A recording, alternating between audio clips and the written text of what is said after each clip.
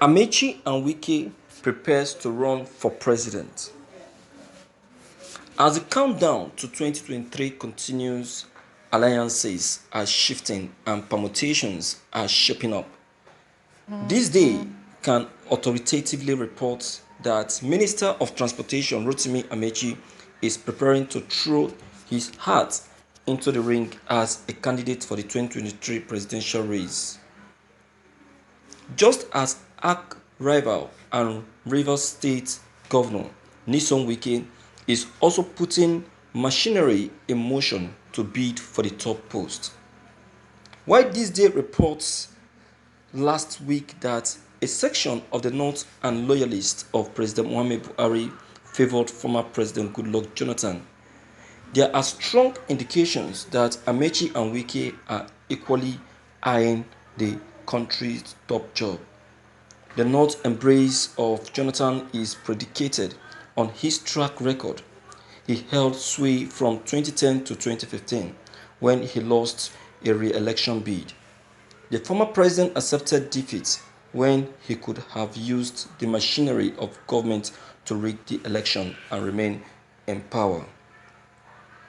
Jonathan is generally seen as a gentleman who has conducted himself in an admirable way in the run-up to the 2015 election, which he eventually lost. He had declared that his ambition was not worth the blood of any Nigerian. That became the defining character of a man who resisted all pressure not accept the result of that election and called his opponent, the candidate Muhammadu Buhari, to congratulate him for his victory. That singular act elevated Jonathan to the stratosphere of Democrats and statesmen and endeared him to the international community. The North is also said to see Jonathan as a unifier who worked with people of diverse backgrounds. Even his principal secretary was of the Northern Fulani extraction, a source said. The North believes strongly that a Jonathan presidency would satisfy and quell the glamour of Southeast or the entire South. The source familiar with the thinking in the North declare regarding Jonathan, he straddles between South-South and Southeast. He bears Azikiwe as middle name. He is a good man and gentleman without complications. Meanwhile, advocates of South-South presidency argue that the zone still has 4 more years to complete its second term, adding that former President Olusegun Obasanjo, who is from the Southwest, did 8 years as president. They note that Buhari, the incumbent president, will also complete his 8 years, whereas Jonathan, who is from the South-South, did not do a second term in office. To that extent, they believe the South-South must complete its 2 terms before power could shift to the Southeast. The ambition of Amaechi and Wike are predicated on the South-South being allowed to serve out its remaining 4 years. Thus, between both men in a continuation of a war of attrition that has lasted many rounds, with Wike besting Amaechi on each occasion. The question is what both bring to the table. Do they have enough national appeal to make them viable candidates that win a presidential election? While Amaechi as minister can claim some national presence by virtue of his position, he lacks the critical base to learn more. His party could not field candidates in any elective position in the 2019 election, owing largely to his leadership style. Wike can also claim some national influence, having served as Minister of Education under Jonathan presidency. As Governor of Rivers State, he has maintained a firm grip on Rivers politics, controlling a highly influential member of the PDP. He has hardly expanded his base beyond Rivers State. It is to his credit that PDP served the first few years after it lost power, but is that enough to make him a viable candidate for the highest office in the land? Supporters of Wike are of the view that the governor would not sit idly by and watch Amaechi launch a bid that might propel him to a higher calling. Besides, Amaechi is also softly standing astride between the southeast and south-south, as he is often quick to say that his part of Rivers State is Igbo-speaking and as such learns on both sides of the divide. On his part, Wike, who is believed to have a firm grip on Rivers and PDP politics and warded off many attempts by Amaechi to seize control of the state, is already positioning and reviving up preparation to launch his bid for the highest office in the land.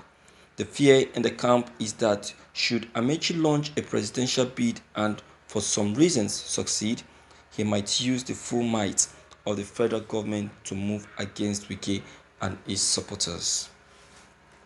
Wike's ambition is contrary to belief in some quarters that he would once again root for a northerner like he did in the 2018 People's Democratic Party primaries when he backed Sokoto State Governor Aminu Tambuwa for the ticket and then positioned to be running mate. Former Vice President Alhaji Atiku Abubakar, however, defeated Tambuwa and former Senate President Bukola Saraki for the ticket and went on to challenge Buhari in the 2019 presidential election. Several high-profile sources within the PDP have confirmed the speculations that Wike is preparing to run for president in 2023, even though he has repeated said his focus is being governor of Rivers State. Thank you for listening to this news.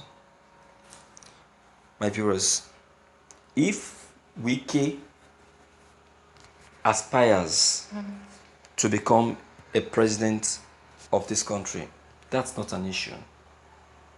He has the quality. Yeah, he has the quality. The quality of a national leader is in him. Someone that is fearless. Someone that is defending. Someone that has that quality of speaking out. Speaking up. Wike can represent this country in international level. So he wants it. There should be no beating around the bush about this. Let us call a spade a spade. Wike and Amaechi can both struggle for the presidential seat, but I tell you, the gap between Wike and Amaechi, I tell you, is going to be very, very far because Wike has already beaten the gap already. Wike has already beaten the gap already because he has won the heart of the rivers and also the heart of the country, Nigeria. Wike is the only governor that I will tell you that have the confidence to speak up even when difficulties is about to befall the country. Yes. You understand?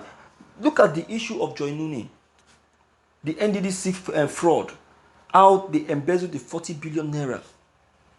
How many governor was able to come outside and speak, if not for Nison Wike that came up and speak and rescue Joy Nuni from the hand of those criminal hoodlums that call themselves security operatives that has come to arrest Joy Nuni illegally? How many of them? That's just by the way. During the period of pandemic, when the federal government declared everyone should stay at home, and somehow the oil company staffs were now allowed to come to work. What did Wike do? Wike blocked the border and asked them not to come into rivers because everyone has been instructed to stay at home. So why would they be allowed to come in? See, what are we saying? Wike have the quality, my viewers. It's not biased. Alright? So please, my viewers, I don't know what your own comment concerning all that have just been said concerning the presidential seats of these two both people. I don't really know if really they are interested. But if they are interested, good and fine. Alright? So it now depends on who the cap fits. So please, what's your take on this news? Deem it fit to leave your comment below the comment box. Click on the subscription button as well as the bell button to get updated whenever we upload any new videos. Thank you.